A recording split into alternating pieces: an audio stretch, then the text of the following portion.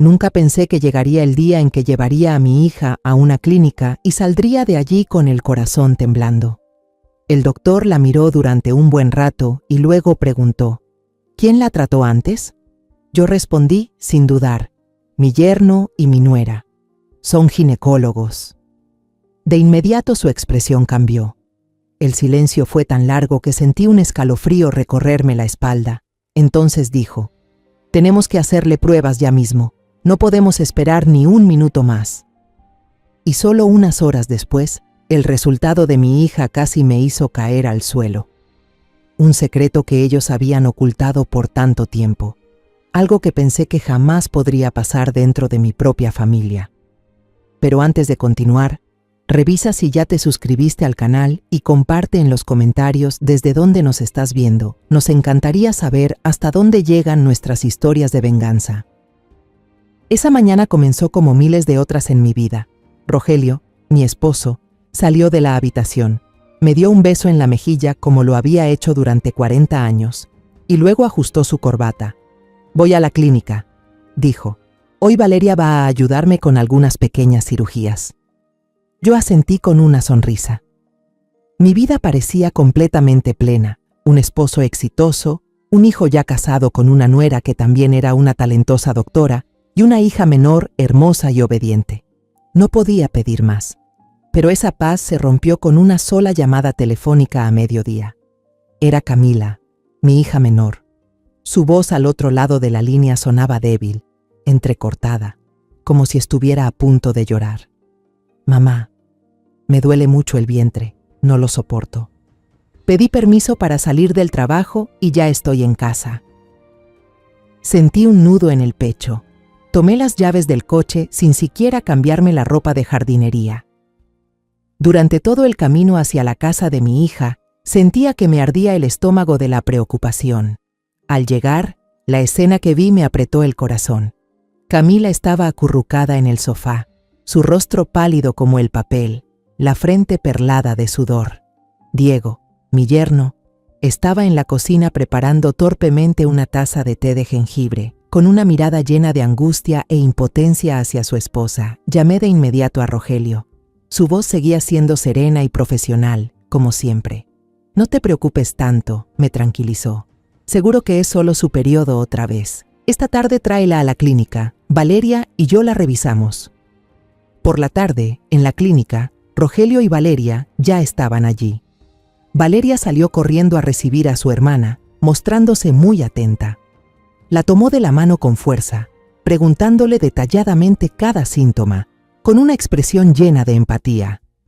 Tras el chequeo, Rogelio se quitó los guantes, me miró y concluyó: solo son dolores menstruales intensos por cambios hormonales. La niña ha estado muy estresada en el trabajo últimamente. Valeria, a su lado, asintió profesionalmente.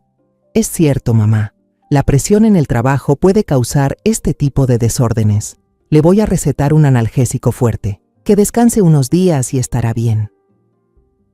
Yo suspiré aliviada y llevé a mi hija a casa, sintiéndome agradecida por tener una familia de personas tan capacitadas en quien confiar. Pero pasaron muchas semanas y las cosas no mejoraban. La condición de Camila empeoraba cada vez más. Había bajado de peso visiblemente, su piel estaba pálida y siempre parecía cansada. Las pastillas solo le aliviaban el dolor por unas pocas horas. Luego el sufrimiento volvía a torturarla. Ver a mi hija marchitarse día tras día reavivó mi preocupación, que creció hasta convertirse en un miedo difuso. Una noche, mientras navegaba por internet para distraerme de mis pensamientos, me topé con un artículo sobre un próximo Congreso Médico Internacional en la ciudad. Mis ojos se detuvieron en un nombre familiar entre los ponentes: Dr. Ignacio Salgado, un antiguo compañero de universidad.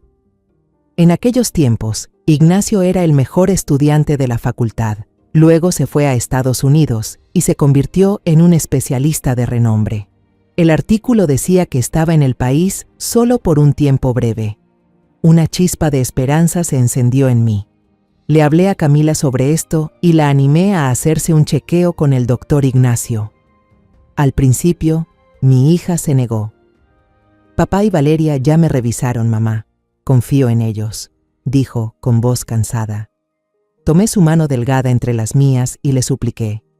Lo sé, pero Ignacio es muy bueno, es un experto. Tal vez él tenga otra perspectiva. Hazlo solo para que yo me quede tranquila. Solo una vez, ¿sí? Al final, quizás por compasión hacia mí, Camila aceptó. La clínica del doctor Ignacio era completamente diferente. No había esa atención apresurada que había en la clínica de Rogelio. Todo era pausado y cuidadoso. El doctor Ignacio le hizo preguntas que mi esposo y mi nuera nunca le hicieron, sobre sus hábitos, sobre los cambios más mínimos en su cuerpo. Luego realizó una ecografía. El ambiente en la sala se volvió tenso y silencioso. Ignacio movía el transductor muy despacio, con la mirada clavada en la pantalla y el ceño fruncido. Su rostro, normalmente sereno, se fue tornando cada vez más serio. Guardó silencio durante mucho rato, amplió una mancha borrosa en la imagen y de repente se giró hacia mí. Fue la primera vez que habló en casi 10 minutos. ¿Quién la ha estado tratando hasta ahora? Su tono me heló la espalda. Balbuceando, le respondí que habían sido mi esposo y mi nuera. Ignacio no comentó nada más. Solo se volvió hacia la enfermera y con voz urgente le dijo: «Prepara una biopsia y análisis de sangre urgente. No podemos esperar ni un minuto más». Mientras aguardábamos los resultados, Ignacio nos mostró nuevamente las imágenes del ultrasonido. Señaló un objeto extraño, con forma de T, apenas visible, que Valeria había pasado por alto. «Esto es el rastro de un implante anticonceptivo», explicó con voz firme, pero cada palabra suya me golpeaba como un martillo en la cabeza.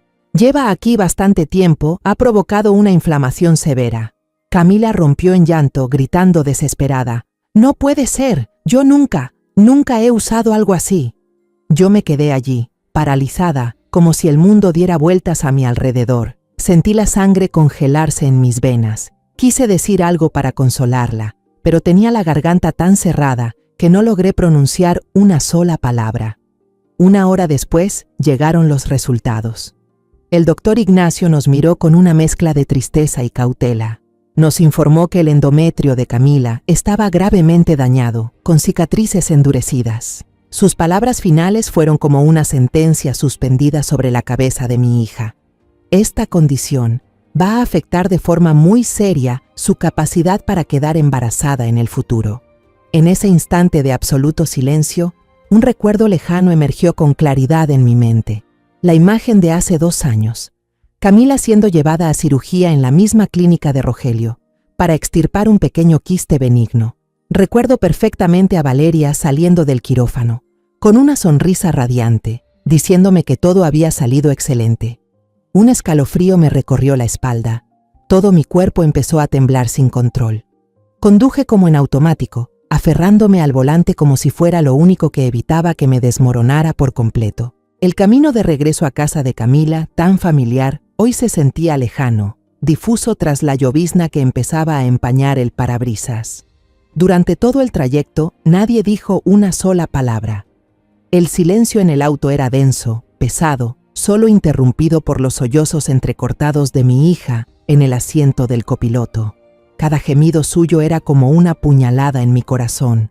Quería abrazarla, decirle que todo iba a estar bien, pero ni yo misma sabía en qué creer ya. El cielo afuera estaba gris ceniza, igual que mi alma. Cuando el coche se detuvo frente a la casa, Diego salió corriendo. Seguramente llevaba rato esperando. Al ver el estado en que venía Camila, no hizo preguntas. Solo se acercó en silencio. La abrazó con fuerza. Su abrazo fue tierno pero firme, como si quisiera protegerla del mundo entero. Luego la acompañó hacia adentro de la casa. Antes de entrar, se giró y me miró. En sus ojos vi gratitud por haber descubierto la verdad, pero también una angustia profunda, una pregunta muda sobre el incierto futuro que les esperaba. Yo volví a mi casa, ese lugar que alguna vez fue mi refugio, mi orgullo. Pero hoy, al abrir la puerta, solo sentí un vacío helado que me erizó la piel. Caminé por la sala como un fantasma, y los objetos que siempre me fueron tan familiares, ahora me parecían ajenos, punzantes. Mi mirada se detuvo en una foto familiar colocada sobre la repisa de la chimenea. Era de unas vacaciones en Sayulita, hace unos años. Todos estábamos sonriendo bajo el sol frente al mar azul. Rogelio me rodeó con el brazo. Julián y Valeria estaban uno al lado del otro. Se veían realmente felices y Camila sonreía con los ojos entrecerrados. Una familia perfecta. Una mentira perfecta. Al fijarme en la sonrisa de Valeria en la foto, un recuerdo que había olvidado por completo regresó de golpe, nítido y helado. Fue en una parrillada en el jardín, hace poco más de 2 años, no mucho antes de la cirugía de Camila. Ese día, Julián y Valeria acababan de volver de un centro de fertilidad. Aún recuerdo claramente la expresión de mi nuera. No podía ocultar su decepción y cansancio al sentarse. El ambiente en el jardín se volvió tenso. Para animar a todos, se me ocurrió hacer una broma, una que ahora, al recordarla, me da ganas de darme una bofetada. Vamos, muchachos, no se rindan. Todavía hay muchas oportunidades. Voy a hacer una promesa, dije en voz alta, tratando de sonar alegre. La que de ustedes dos, Valeria o Camila, me dé el primer nieto, le voy a poner a su nombre la casa de Sayulita como regalo. Recuerdo la sonrisa de Valeria en ese momento. No era una sonrisa feliz. Sus labios apenas se curvaron con esfuerzo, y por un instante fugaz vi un destello extraño en sus ojos. Un destello frío, calculador, que no tenía nada que ver con la mirada de la nuera dulce que yo creía conocer, pero en ese momento lo descarté rápidamente. Pensé que estaba viendo mal, que simplemente estaba triste por no poder tener hijos. Ese recuerdo fue como una llave que abrió de golpe toda una serie de memorias, pequeños fragmentos que antes nunca había tomado en cuenta. Recuerdo una vez que le regalé a Camila una cartera de marca por su cumpleaños. Valeria, al verla, comentó al pasar: «Camila tiene suerte, siempre recibe mimos de mamá». Su voz sonaba como un cumplido, pero ahora que lo pienso bien, me doy cuenta de que estaba llena de una envidia descarada. También me acordé de cuando Camila fue ascendida, y yo celebré con una pequeña reunión en casa. Valeria fue a felicitarla, pero durante toda la noche se quedó sentada sola en un rincón, observando en silencio cómo su cuñada se convertía en el centro de atención. Después escuché por casualidad cómo le decía a Julián en la cocina: «¿Por qué todo en su vida parece tan fácil?». Fragmento a fragmento, los recuerdos se iban ensamblando hasta formar una imagen espantosa. Me dejé caer en el sofá, invadida por la culpa y el remordimiento. La promesa sobre la casa de la playa. El cariño, tal vez un poco desigual, de una madre hacia su hija biológica. Todas esas cosas que parecían inofensivas a través del lente de la envidia se convirtieron en catalizadores, en el motor de un plan despiadado. Me di cuenta de que la tragedia de Camila no fue causada solo por Valeria o por alguien más. Parte de todo esto nació de mi propia indiferencia. Yo regué sin saberlo la semilla de ese rencor. La culpa me desgarraba por dentro, pero no me hundía. Al contrario, convertía mi dolor en un acero helado, firme. Las lágrimas dejaron de caer. La debilidad se esfumó, dejando espacio para una determinación fría, casi aterradora. No podía permitir que mi hija siguiera sufriendo sola esta injusticia. No podía permitir que los culpables siguieran libres, escondidos bajo la bata de médicos honorables. Me puse de pie de golpe. Caminé directo al escritorio de roble en la esquina del cuarto. Abrí el cajón, saqué una libreta nueva y una pluma estilográfica. Me senté. Respiré hondo para calmar los latidos desbocados de mi corazón. Tenía que armar un plan, uno detallado y cuidadoso. Tenía que encontrar pruebas irrefutables para desenmascarar a las personas que más había querido y en quienes más había confiado. Aquella noche, el sueño me abandonó. Me quedé sola en la cocina a oscuras, con la única luz amarillenta que se colaba desde la calle. Preparé una taza tras otra de té de manzanilla, pero ese sabor amargo no podía calmar la tormenta que rugía en mi pecho. El plan ya estaba trazado en mi cabeza, pero el corazón de una esposa, de una madre, aún se retorcía de dolor. Cuando los primeros rayos del nuevo día se filtraron por la ventana, Escuché los pasos familiares de Rogelio bajando las escaleras. Bajó como de costumbre, todavía con su pijama de seda, listo para su café y el periódico matutino. Se sorprendió al verme ya sentada en la mesa del comedor. ¿Te levantaste temprano? Forcé una sonrisa que había ensayado decenas de veces frente al espejo durante la noche. No podía dormir, respondí, con una voz tan tranquila que hasta yo misma me sorprendí. Me levanté. Le serví una taza de café bien caliente y le solté una pregunta casual. ¿Dormiste bien anoche? Él asintió sin sospecha alguna, hojeando el periódico. No notó mis ojos hinchados ni mis manos apretadas con fuerza bajo la mesa. Para él, yo seguía siendo la esposa dócil, predecible. Durante el desayuno, mientras él leía con atención la sección de noticias, lancé mi primera prueba. Revolví mi taza de té. Miré hacia el jardín y dije con aparente indiferencia, como si apenas lo recordara. Ayer llevé a Camila a una consulta y de casualidad me topé con un viejo amigo. ¿Te acuerdas de Ignacio Salgado? Ahora es un especialista muy reconocido, recién regresado de Estados Unidos por una misión temporal. El periódico en manos de Rogelio se detuvo. Bajó el periódico lentamente y me miró por encima de sus lentes de lectura. ¿Ignacio?, dijo, con un tono de molestia imposible de ocultar. Siempre ha sido de esos que exageran todo. Hasta un ratón lo convierte en elefante.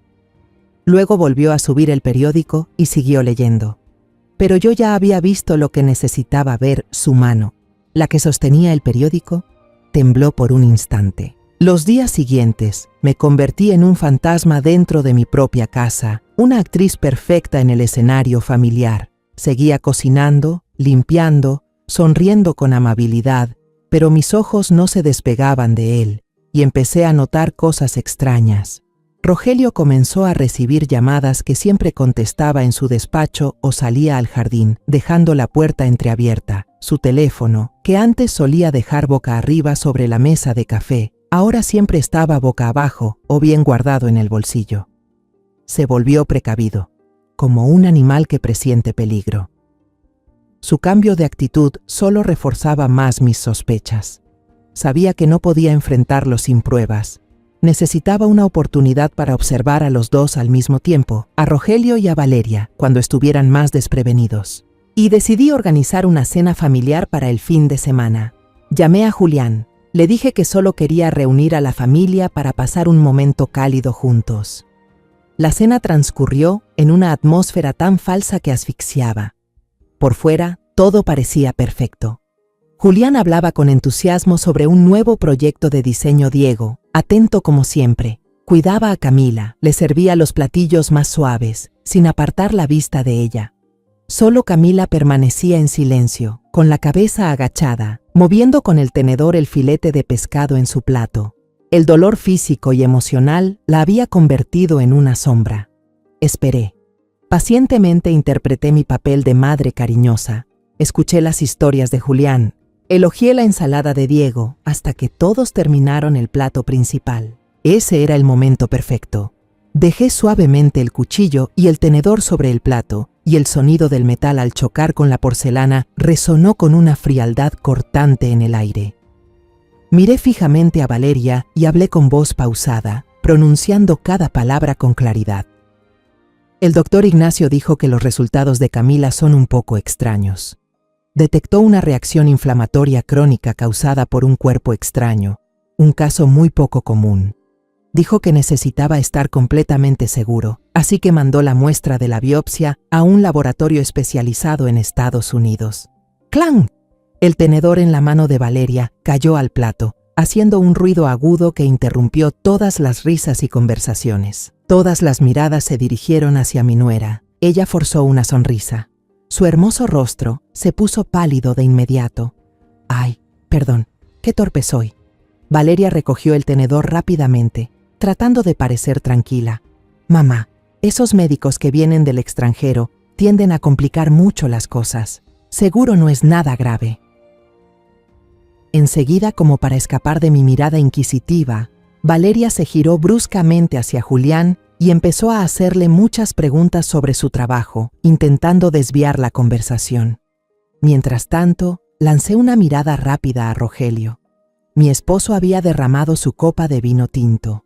El líquido rojo oscuro se expandía sobre el mantel blanco como la nieve. Él se apresuró torpemente a limpiarlo con servilletas, el rostro pálido, sin atreverse a mirarme ni una sola vez. Luego, lanzó una mirada rápida hacia Valeria, apenas un segundo, como si buscara ayuda, como un cómplice pidiendo auxilio a su autora intelectual. Solo Julián, mi hijo ingenuo, no notó la obra de teatro que se estaba desarrollando. Incluso apoyó a su esposa. «Es cierto, mamá. Valeria es doctora. Ella sabe lo que dice. No te preocupes tanto. Puede afectarte la salud». La cena terminó en una incomodidad imposible de remediar. Después de que los chicos se marcharon, me quedé sola limpiando la mesa, levanté el mantel. La mancha de vino ya se había secado, oscurecida, parecía una mancha de sangre imposible de borrar. En ese momento, supe con certeza, sin ninguna duda, mi intuición estaba en lo cierto.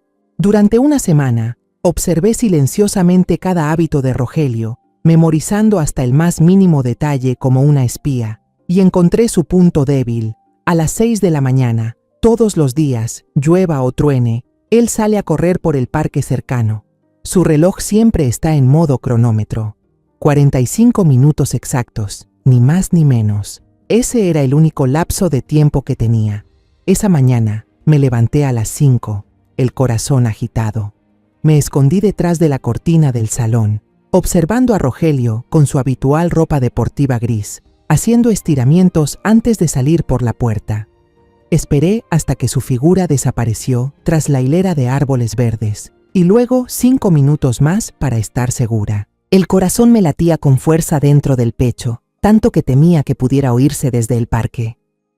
Respiré hondo y obligué a mis piernas temblorosas a caminar hacia su estudio, lo que siempre llamé su santuario intocable.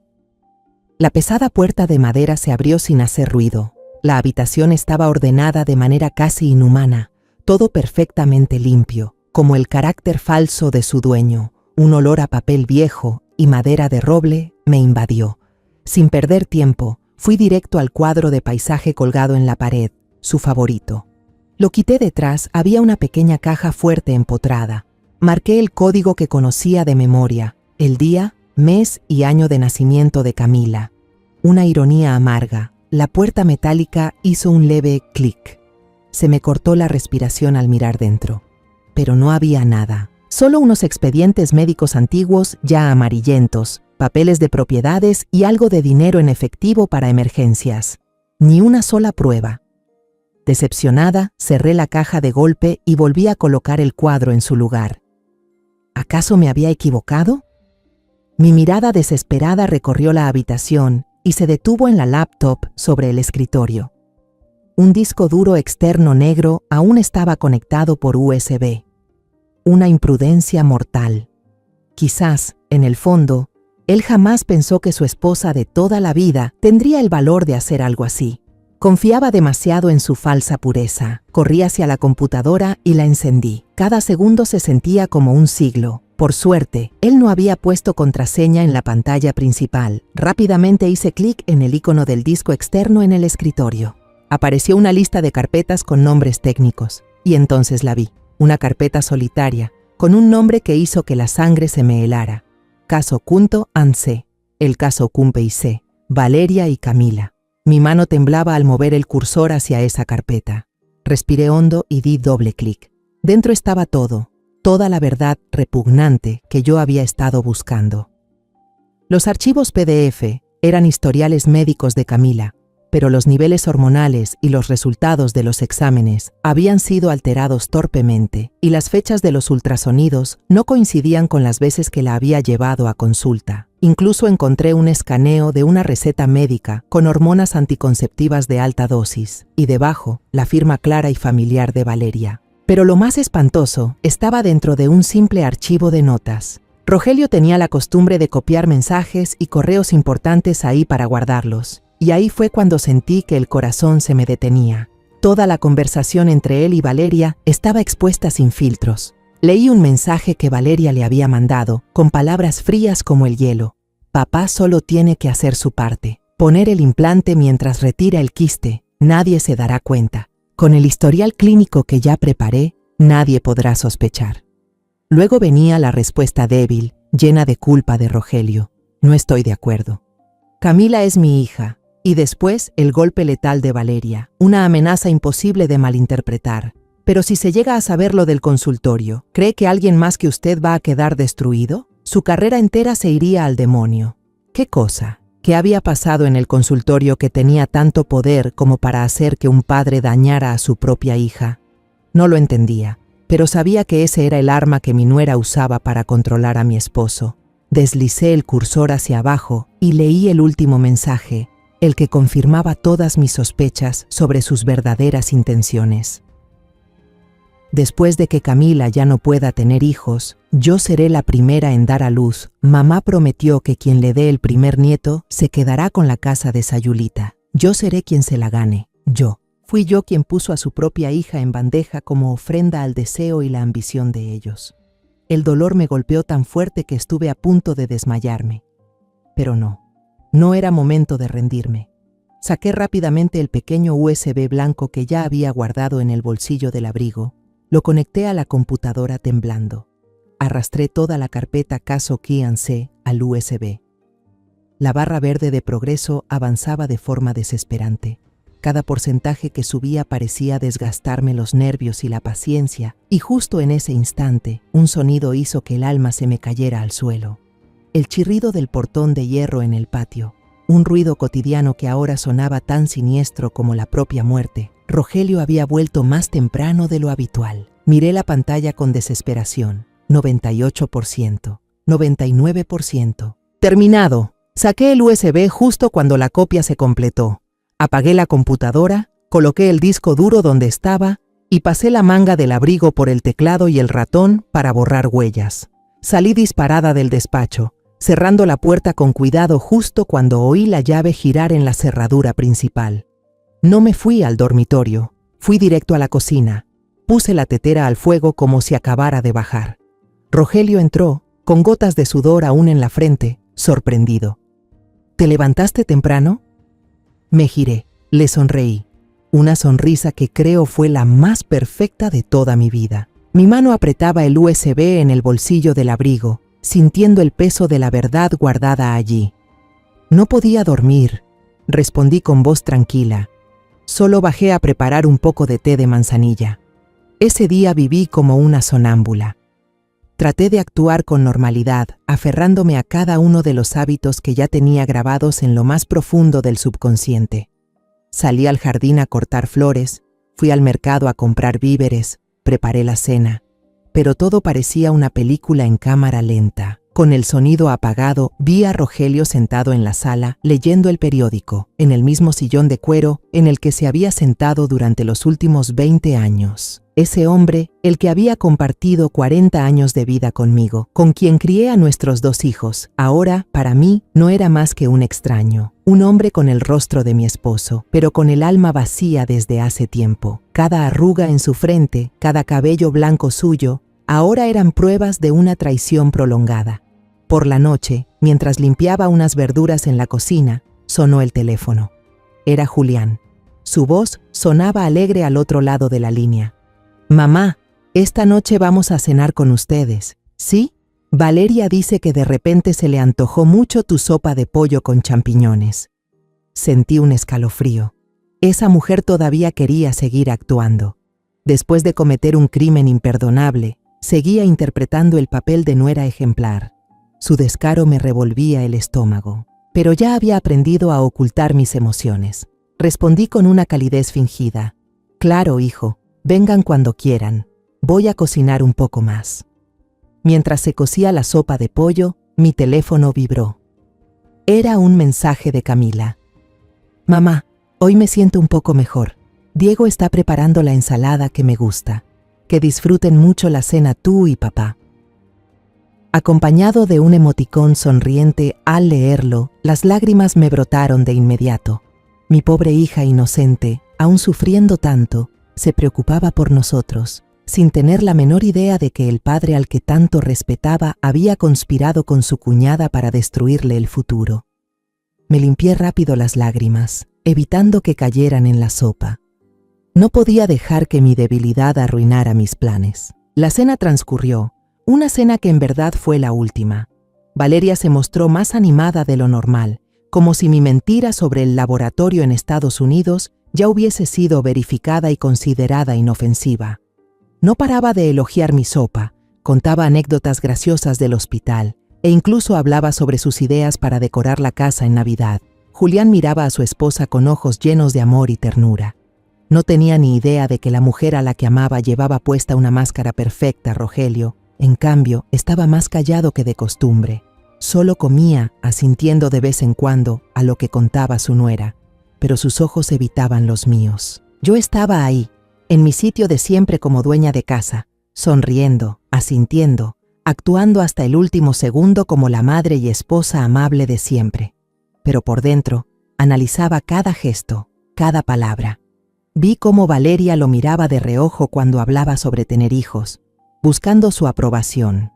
Vi cómo Rogelio evitó mis ojos toda la cena, concentrado únicamente en su plato como si fuera lo más importante del mundo. Esa no fue una cena familiar, fue una puesta en escena, y todos nosotros, excepto Julián, éramos actores expertos. Cuando Julián y Valeria se marcharon, empecé a recoger la mesa. Rogelio se me acercó, puso una mano sobre mi hombro. Gracias por la cena, te ves cansada, déjame ayudarte. Su contacto me causó un escalofrío repulsivo. Me aparté con firmeza.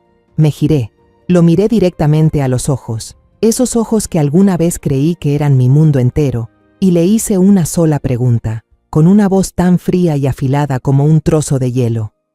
Rogelio, hace 2 años, en la operación de Camila, ¿pasó algo fuera de lo normal? Su expresión cambió en un segundo. Toda su calma fingida se desmoronó. Tartamudeó. Sus labios se movían sin formar palabras. ¿Qué dices? Esa operación fue todo un éxito. Tú lo sabes bien. No dije nada más. Solo lo miré, en silencio. Mi silencio, mi mirada vacía de emoción, era más aterradora que cualquier acusación. No pudo soportar esa presión. Él desvió la mirada sin atreverse a verme a los ojos. Estoy un poco cansado, dijo, con la voz entrecortada. Voy a subir a descansar un rato. Luego se dio la vuelta y subió las escaleras rápidamente, como si huyera. Aquella noche no entré en nuestra habitación. Ese cuarto, esa cama, ahora me resultaban sofocantes. Me quedé sola en la sala, completamente a oscuras, dejando que la noche me envolviera. Saqué el viejo álbum de fotos familiares y pasé cada página bajo la tenue luz de la farola que entraba por la ventana. Aquí estaba Rogelio enseñándole con paciencia a Camila a andar en bicicleta, la niña caída en el suelo pero sonriendo de oreja a oreja. Aquí estaba Julián, con su toga de graduación, sonriendo orgulloso entre sus padres. Aquí estaba la foto de la boda de Julián y Valeria, se veían tan felices, tan bien emparejados. Y aquí, la foto de toda la familia celebrando nuestro aniversario número 40, apenas el año pasado. Todos estábamos sonriendo, una sonrisa falsa de felicidad. Mis lágrimas comenzaron a caer, ya no pude contenerlas. Gota tras gota, empapando las páginas amarillentas del álbum, lloré. Lloré por la joven que una vez fui, que ingenuamente creyó tener un matrimonio perfecto y una familia completa. Lloré por Camila, por el futuro robado de mi hija, lloré por Julián, por el amor traicionado de mi hijo. Cuando el amanecer empezó a asomar, tiñendo el cielo de un gris plateado, ya no me quedaban lágrimas. Cerré el álbum y lo dejé cuidadosamente sobre la mesa. El dolor desgarrador se había transformado en una extraña serenidad. Sabía lo que debía hacer. No era venganza, era protección. Protección para Camila. Subí a mi habitación y elegí la ropa más presentable del armario, un traje azul marino y una camisa blanca. Quería verme digna, fuerte, como si esa ropa fuera una armadura capaz de cubrir el alma destrozada que llevaba dentro. Por último, guardé la memoria USB, fría evidencia del crimen, en un pequeño bolsillo dentro de mi bolso. Me miré al espejo. La mujer que vi tenía ojeras profundas por la falta de sueño, pero una mirada sorprendentemente firme. Ya no era la mirada de una esposa o una madre resignada, era la mirada de una guerrera. Conduje hasta la estación central de policía. El corazón me latía con fuerza en el pecho, pero mis manos mantenían firme el volante. Había recorrido esa calle cientos de veces, pero hoy parecía más larga que nunca. No le conté nada ni a Camila ni a Julián. Esta era mi carga, mi responsabilidad.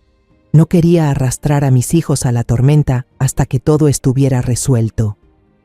En la comisaría, el ambiente severo y frío me hizo dudar por un momento, pero respiré hondo, me acerqué al mostrador y pedí hablar directamente con un investigador de alto rango. Tras una larga espera en una sala vacía con sillas de plástico heladas, una mujer entró.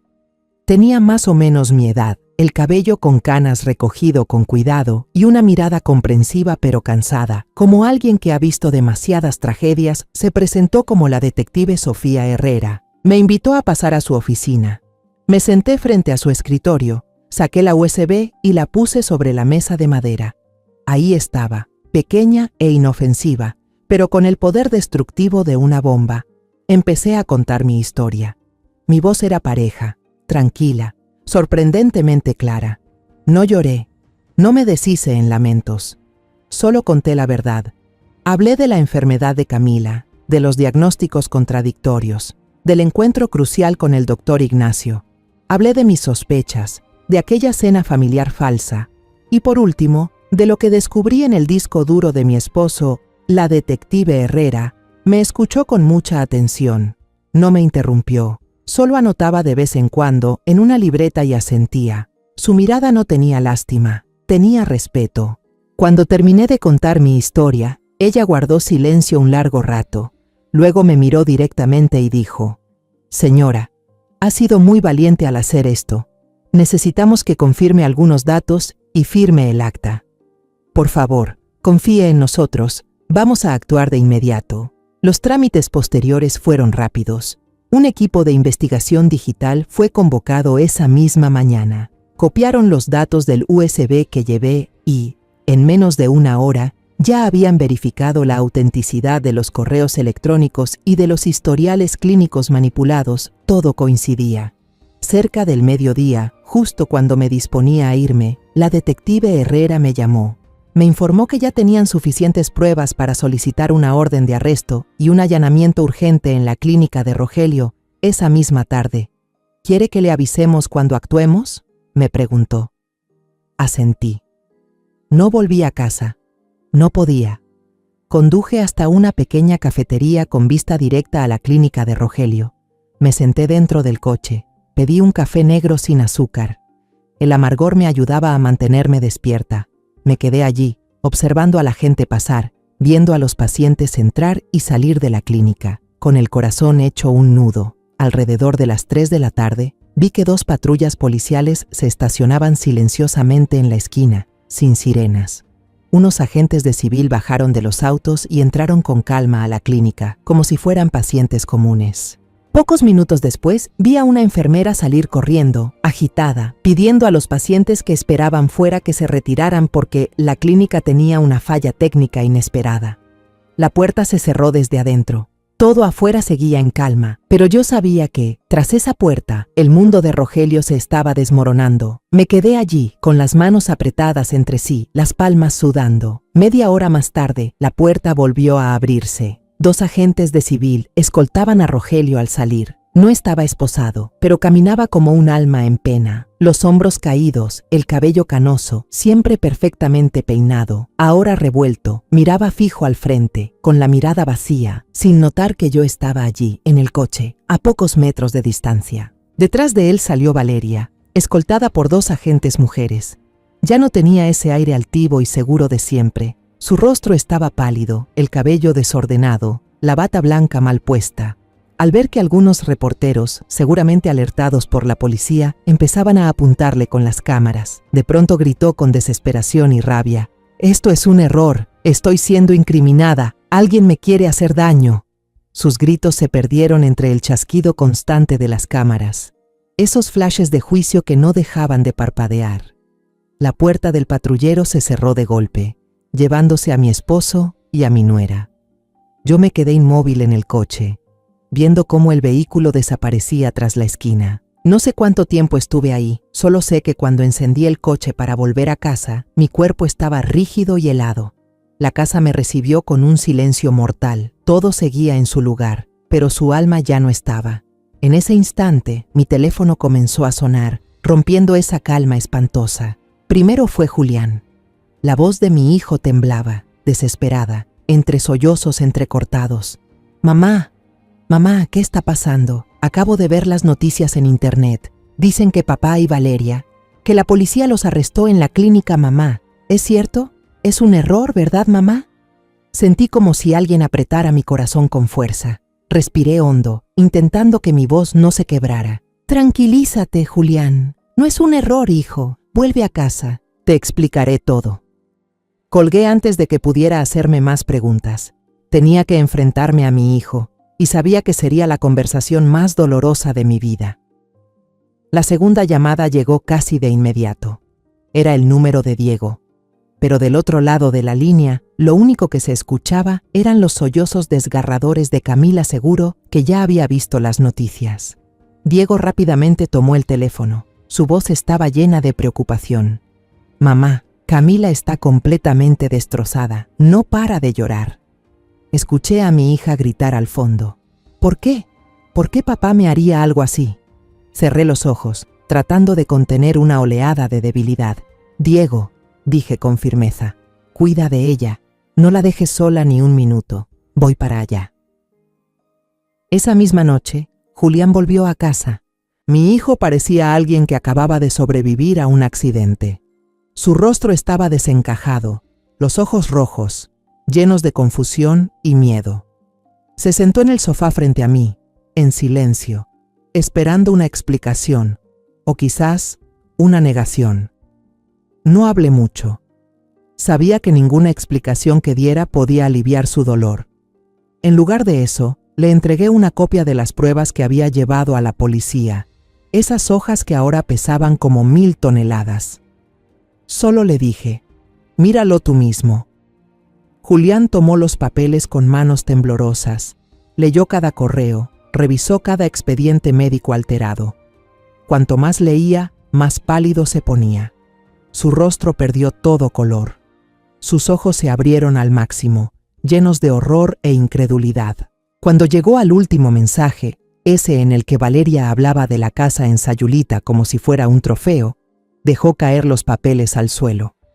Se cubrió el rostro con las manos y rompió en llanto. No era un llanto suave, era un grito silencioso, desesperado, el llanto de un hombre traicionado por la mujer que amaba y el padre que veneraba su mundo, al igual que el mío, se había venido abajo por completo. Unos días después, la detective Herrera me llamó a la comisaría. Me dijo que Valeria, tras unos días de silencio, había empezado a declarar con la esperanza de obtener algún beneficio. «Esa chica es muy lista», me dijo la detective Herrera, «y las personas listas saben cuándo deben salvarse a sí mismas». Me senté en una sala de observación fría, mirando a través de un espejo unidireccional la sala de interrogatorios vacía. No quería enfrentarme a Valeria, pero necesitaba saber toda la verdad. La detective Herrera se sentó a mi lado y me relató la confesión de mi nuera. Valeria no solo admitió todo su plan, sino que también reveló un secreto aún más horrible, un crimen que jamás habría podido imaginar. Valeria confesó que, hace algunos años, descubrió por casualidad que Rogelio tenía comportamientos inapropiados con algunas pacientes. Había aprovechado la confianza absoluta que ellas depositaban en él durante las consultas para grabar en secreto imágenes íntimas y privadas con técnicas muy sutiles. Él nunca las usó para pedir dinero, relató la detective Herrera, con repulsión en su voz. Lo que él quería era silencio y control. Las guardaba como una colección, un arma para asegurarse de que ninguna de ellas se atreviera a decir una sola palabra. Valeria vio accidentalmente una parte de esos videos cuando usó la computadora de Rogelio para buscar unos archivos. Pero en vez de denunciarlo, su naturaleza oportunista y cruel se impuso. Copió en secreto un fragmento como evidencia y lo convirtió en su herramienta para chantajear a su suegro. Ese fue el asunto en la clínica con el que lo amenazó para obligarlo a participar en el plan de quitarle a Camila la posibilidad de ser madre. Al escuchar eso, sentí que una náusea me subía desde el estómago. Tuve que salir corriendo al baño. El hombre con el que viví durante 40 años, el padre de mis hijos, no solo era un cobarde cómplice, era un monstruo disfrazado de médico. Los crímenes de ese hombre eran cientos de veces más repugnantes de lo que jamás imaginé. Cuando la verdad sobre los delitos de Rogelio se filtró a la prensa, una ola de indignación estalló en todo el país. Lo que comenzó como una tragedia familiar se convirtió en un escándalo ético que sacudió al gremio médico. Y entonces ocurrió un milagro. Decenas de mujeres, víctimas que habían guardado silencio durante años por vergüenza, miedo o porque habían sido manipuladas, finalmente encontraron el valor. Todas presentaron sus denuncias al mismo tiempo. El día del juicio estuve presente. No fui por Rogelio, fui por Camila y por todas esas mujeres valientes. Me senté en primera fila, mirando a Rogelio de pie en el banquillo de los acusados. Se veía envejecido, patético y completamente derrotado. También miré a Valeria, que lloraba desconsoladamente, intentando echarle toda la culpa a su suegro para reducir su condena. Su último acto fue simplemente patético. Se dictó sentencia. Rogelio recibió la pena máxima por ambos delitos: conducta sistemática inapropiada con pacientes y complicidad en causar daños graves a la salud de otras personas. Valeria también pagó por su conspiración con una condena de prisión adecuada.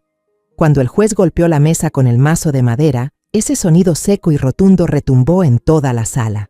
Me levanté y me fui, sin mirar atrás. Ya había hecho lo que debía hacer. Los días posteriores al juicio fueron los más oscuros de mi vida. La prensa finalmente se silenció. Los chismes de los vecinos se fueron apagando. Y lo único que quedó fue mi familia, perdida entre las cenizas de su propio colapso. Nuestra casa, antes llena de risas, ahora era un lugar de un silencio aterrador. Cada objeto estaba cargado de recuerdos, pero ya no eran cálidos, solo recordaban un pasado construido sobre mentiras. El sillón de Rogelio, su juego de tazas favorito, los estantes repletos de libros de medicina. Todos parecían acusarlo en silencio, revelando 40 años de engaños. Empecé a limpiar, guardando todas sus pertenencias en el almacén, como si al hacerlo pudiera borrar su existencia de mi vida. En otro rincón de la ciudad, Camila comenzaba su propia batalla. La niña empezó un tratamiento intensivo bajo la supervisión del doctor Ignacio. Fue un proceso doloroso. Cada día recibía inyecciones que dejaban su cuerpo lleno de moretones. Varias veces por semana tenía que someterse a sesiones de fisioterapia para intentar romper el tejido cicatricial. Algunas noches, cuando el dolor y la desesperación eran insoportables, me llamaba. No para quejarse, solo para escuchar mi voz. Pero incluso por teléfono, podía oírla llorar en silencio, conteniendo el llanto para no preocuparme. Esos sollozos eran como cuchillas que me desgarraban por dentro. En medio de esta tormenta, Diego se convirtió en el faro más firme para mi hija. Pidió una larga licencia sin goce de sueldo para cuidar de ella por completo. Aprendió a ponerle las inyecciones, anotando con precisión cada reacción de su cuerpo. Una tarde, cuando llevé sopa de pollo, presencié una escena que jamás olvidaré. Diego estaba lavándole el cabello a Camila en la bañera con una paciencia infinita. Su cabello largo caía por los bordes y ella, agotada, no tenía fuerzas para hacerlo sola. Él le lavaba el cabello con tanta ternura, como si estuviera atendiendo a un ángel herido. Al verme, solo me sonrió, una sonrisa cansada, pero llena de esperanza. «No se preocupe, mamá», dijo con voz cálida. «Mientras ella siga aquí conmigo, todo estará bien». Su amor por mi hija era la única luz que calentaba estos días tan oscuros. Mientras Camila tenía a Diego a su lado, Julián, en cambio, se derrumbó completamente en soledad. Mi hijo no pudo enfrentar la verdad. No solo fue la traición de la mujer que más amaba, sino también el derrumbe del ídolo que siempre había admirado y seguido, su propio padre. Las dos personas más importantes en su vida, una resultó ser manipuladora y la otra, una criminal. El golpe fue demasiado fuerte y derrumbó por completo a mi hijo, que siempre había sido tan fuerte. Vendió de inmediato la casa donde vivió su luna de miel, ese lugar lleno de recuerdos con Valeria, Y lo hizo a un precio ridículo, como si solo quisiera huir de ahí cuanto antes. Metió unas cuantas mudas de ropa en una maleta pequeña y se vino a vivir conmigo. Regresó a su habitación de la infancia. Julián no hablaba, no lloraba, solo guardaba silencio. Y ese silencio era más aterrador que cualquier grito. Cada mañana se levantaba muy temprano y salía al jardín trasero. Empezó a reparar la cerca de madera que ya estaba podrida. Arrancó toda la maleza que se había apoderado del terreno y volvió a pintar las paredes descarapeladas por el sol y la lluvia. Parecía que lanzarse a trabajos físicos pesados le daba una sensación de control sobre su vida, algo tangible que sí podía arreglar, a diferencia de su matrimonio roto. Yo no trataba de convencerlo ni de obligarlo a hablar. Sabía que su dolor era tan profundo que no había palabras que pudieran alcanzarlo. Solo podía estar a su lado. Cocinaba en silencio sus platillos favoritos de cuando era niño, los servía en la mesa y comíamos juntos sin decir una palabra. Ese silencio que llenaba nuestra casa no era incómodo. Era un silencio de empatía, de dos almas rotas que trataban de sostenerse mutuamente.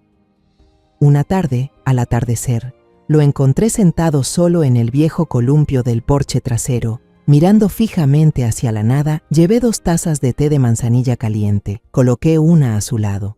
Me senté junto a él, mirando también hacia lo lejos, y le pregunté en voz baja, casi susurrando: ¿Estás enojado conmigo, Julián? Por haber sacado todo a la luz, por haber destruido todo. Julián negó con la cabeza, sin mirarme. Pasó mucho tiempo antes de que hablara, y cuando lo hizo, su voz estaba ronca por tantos días de silencio. No, mamá, no estoy enojado contigo. Hizo una pausa, tragó saliva. Solo estoy enojado conmigo mismo. ¿Cómo pude ser tan ciego? ¿Cómo es que ella estaba a mi lado y yo no vi nada? Su voz estaba cargada de culpa. Puse mi mano sobre su hombro, ese hombro ancho que ahora temblaba. No fue tu culpa, Julián. A veces el amor nos ciega. Mírame a mí, dije, con la voz quebrada. Viví con tu padre 40 años y tampoco me di cuenta de nada. Fue la primera vez en mucho tiempo que realmente hablamos. Mi confesión pareció tocar su dolor, mostrarle que no estaba solo en su ceguera. Julián volteó a mirarme, con los ojos enrojecidos. No dijimos nada más. Solo nos quedamos ahí, juntos, viendo caer el atardecer. Con el paso de los meses, nuestras vidas fueron tomando un nuevo rumbo. Julián seguía inmerso en la reparación de la casa.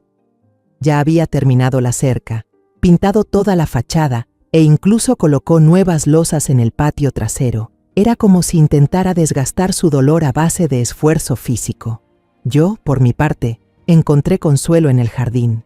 Planté nuevos rosales, los cuidaba con esmero, viendo cómo los capullos se abrían como una promesa de renacimiento. Una mañana, mientras revisaba el buzón, encontré un sobre marrón y abultado del despacho de abogados. Dentro estaban todos los papeles del divorcio. Con Rogelio sostuve los documentos fríos entre mis manos y no sentí el dolor que había imaginado. En su lugar, una extraña sensación de alivio se esparció por todo mi cuerpo. Ese matrimonio había muerto hace mucho tiempo, solo que ahora por fin tenía su acta de defunción. El pasado debía cerrarse de forma definitiva y legal. Al mismo tiempo, mi preocupación por Julián crecía. Estaba visiblemente más delgado y sus ojos siempre hundidos, vacíos. Mi hijo se estaba encerrando en una prisión hecha de recuerdos. Todavía lleva el anillo de bodas en el dedo anular. Ese anillo dorado ahora parece una esposa, un recordatorio tangible y cruel del fracaso, de una confianza pisoteada. Está atrapado en ese matrimonio tóxico, aunque Valeria ya esté en prisión. No puede seguir adelante. Y yo sabía que tenía que actuar. No podía quedarme de brazos cruzados viendo cómo mi hijo se marchitaba cada día. Llamé a mi abogada y le pedí que redactara una solicitud de divorcio unilateral para Julián, basada en la sentencia que ya se había dictado contra Valeria. Sé que no puedo obligarlo, no puedo vivir su vida por él, pero sí puedo mostrarle una salida. Tengo que darle la llave. Si decide usarla o no, eso depende de él. Una tarde, cuando el atardecer tiñó el jardín de un tono naranja melancólico, vi a Julián sentado en el viejo columpio que Rogelio les construyó de niños. Estaba ahí, inmóvil, como una estatua de tristeza. Me acerqué con 2 tazas de té de hierbas calientes. Le entregué una carpeta con documentos bien ordenados. ¿Qué es esto, mamá?, preguntó Julián con voz apagada, la mirada perdida en algún punto indefinido. Los papeles del divorcio, le respondí suavemente, sentándome a su lado. Ya los tengo listos. Puedes firmarlos o no. Puedes tirarlos o guardarlos en un cajón. Es tu decisión, Julián. Julián bajó la vista y se quedó mirando fijamente las hojas en sus manos. Sus dedos se apretaron hasta ponerse blancos. Pude ver la batalla interna que se estaba librando dentro de él. Me giré, mirando hacia los árboles a lo lejos, y seguí hablando con voz tranquila. No te digo esto para presionarte. Solo quiero que sepas que yo también ya elegí mi camino. Me voy a divorciar de tu padre. Por muy doloroso que sea, no podemos dejar que el pasado arruine nuestro futuro, Julián. Merecemos seguir viviendo. Mi hijo guardó silencio mucho tiempo, tanto que pensé que no iba a responder, que mis palabras serían como agua resbalando por una hoja. El sol se fue apagando, la oscuridad empezó a envolver el jardín. Finalmente, asintió levemente con la cabeza, tomó los documentos y se levantó en silencio para entrar a la casa. Pasaron varios días sin que nada cambiara. Julián seguía moviéndose como una sombra, reparando cosas inanimadas por la casa. Empecé a temer que me había equivocado, que lo único que logré fue aumentarle la presión, que lo hice encerrarse aún más. Pero entonces, una mañana de domingo con un cielo despejado, mientras regaba los rosales, Julián salió. Casi no reconocí a mi propio hijo. Se había afeitado por completo, el cabello corto y bien arreglado. Llevaba puesta una camisa blanca bien planchada, una que hacía mucho no lo veía usar. Aún se le notaba delgado, pero la expresión demacrada había desaparecido. Y lo más importante, sus ojos habían recuperado un poco de luz. Se acercó a mí y me entregó la carpeta del divorcio. En la última página, sobre la línea de la firma, el nombre Julián estaba escrito de forma clara y decidida. «Vamos juntos a presentarla, ¿sí, mamá?», dijo. Y esa fue la frase más larga y clara que le había oído en meses. Camino al juzgado, no hablamos mucho, pero ese silencio ya no era pesado ni asfixiante. Era el silencio de quienes caminan juntos, avanzando por un nuevo camino. Cuando dejamos juntos las 2 carpetas de divorcio sobre el escritorio del funcionario, sentí que me quitaba un peso que llevaba encima desde hacía muchos años. Al salir del juzgado, el sol del mediodía brillaba con fuerza y calidez. Julián se volvió hacia mí y por primera vez en muchísimo tiempo, esbozó una sonrisa. Una sonrisa aún tímida, pero real. «¿Te provoca un helado, mamá?», preguntó. Solté una carcajada, una risa de liberación. Las lágrimas brotaron de repente en mis ojos, pero eran lágrimas de alivio. «Claro que sí», respondí con alegría. «Quiero un helado de melón». El ambiente oscuro y pesado que había envuelto la casa durante tantos meses parecía haberse desvanecido con una nueva brisa. Empecé por limpiar la oficina de Rogelio. Empaqué todos sus libros y pertenencias. Llamé a una organización benéfica para que se los llevara. Luego pinté esas paredes grises y frías de un cálido color blanco crema y coloqué un caballete junto a la ventana llena de sol. Ese cuarto, que antes albergaba secretos oscuros, ahora se había convertido en mi pequeño estudio de pintura. Me inscribí en una clase de acuarela, algo que siempre había soñado desde joven, pero que postergué para dedicarme a la familia. Una tarde lluviosa, adopté a una gatita tricolor abandonada que encontré en la puerta. Tenía unos ojos azules preciosos. La llamé Esperanza. Julián también cambió de una forma increíble. Haber roto con el pasado parecía haberlo liberado. Ya no se la pasaba reparando cosas viejas por la casa. En cambio, empezó a buscar trabajo y gracias a su talento, pronto fue contratado por una reconocida empresa de diseño de interiores. Ese trabajo creativo, hacer lo que realmente le apasionaba, parecía haberle devuelto la vida. Ya no reparaba, ahora creaba. Diseñó una nueva mesa de centro para la sala y construyó una estantería adorable para mi estudio. Y fue en la oficina donde conoció a Sofía. Sofía era su compañera en el área de materiales, una chica con una sonrisa muy dulce y unos ojos cálidos como el sol de otoño. La primera vez que vino a nuestra casa fue para entregarle a Julián unas muestras de telas. No era deslumbrantemente hermosa como Valeria, pero tenía un aire de paz y sinceridad. No era curiosa, no preguntaba sobre el pasado de Julián ni de nuestra familia, aunque seguramente habría escuchado rumores, solo mostraba un cariño silencioso y delicado. Noté que cuando Sofía venía, Julián hablaba más, reía más. Su sonrisa ya no era forzada, era natural. Una vez, Sofía trajo un ramo de margaritas silvestres que recogió al borde del camino. Otra vez, dijo que mi tarta de manzana era la más rica del mundo. Siempre tenía paciencia para escuchar los maullidos de esperanza, que pedía caricias. Yo sabía que la primavera empezaba a regresar al corazón congelado de mi hijo. Mientras tanto, Camila y Diego seguían firmes en su dura batalla por la salud. Cada semana los visitaba, llevando comida nutritiva y cuentos alegres. La salud de Camila mejoraba lentamente pero con seguridad. Ya no necesitaba inyecciones diarias.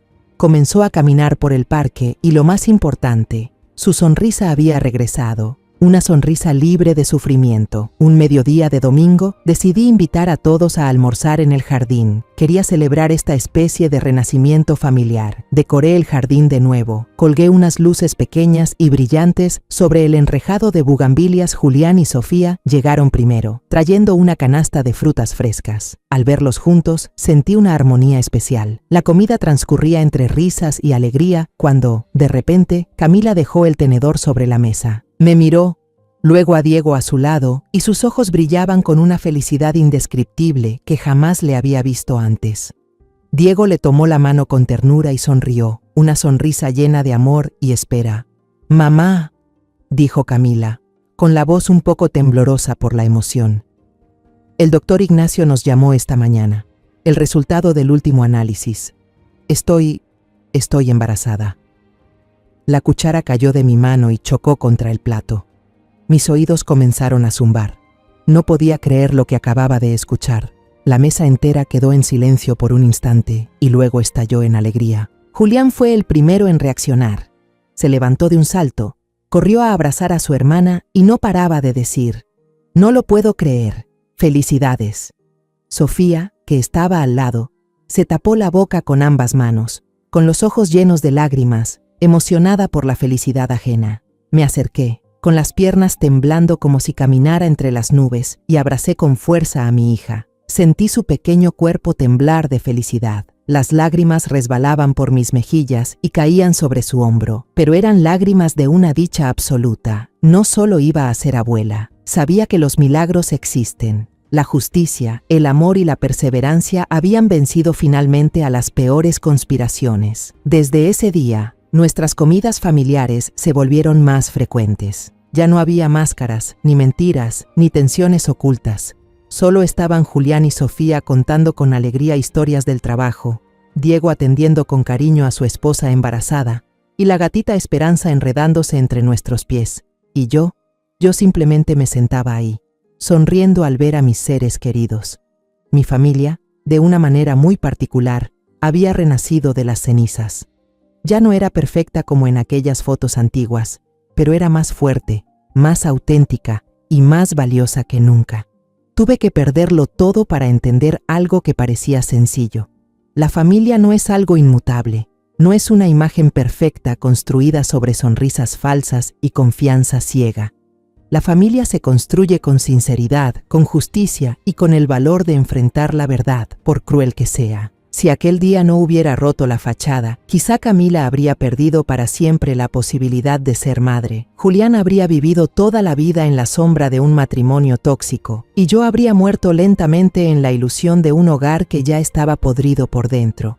Elegí levantarme, no para vengarme, sino para proteger, para evitar que el mal siguiera creciendo.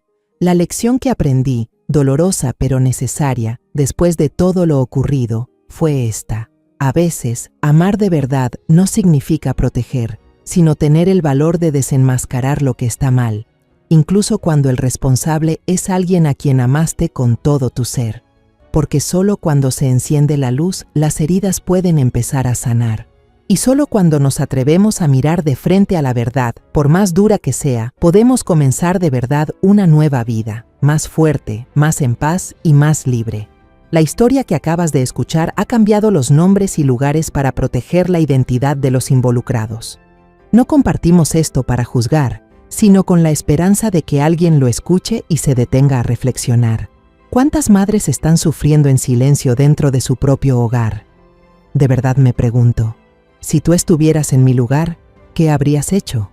¿Habrías guardado silencio para mantener la armonía o te habrías atrevido a enfrentarlo todo para recuperar tu propia voz? Me encantaría saber tu opinión sobre esta historia de historias que duelen, o cualquier sugerencia que tengas para que podamos mejorar nuestro contenido. Dios siempre bendice, y estoy convencida de que la valentía nos llevará a días mejores. Mientras tanto, en la pantalla final te dejaré 2 de las historias más queridas del canal. Estoy segura de que te sorprenderán. Gracias por haberte quedado conmigo hasta este momento.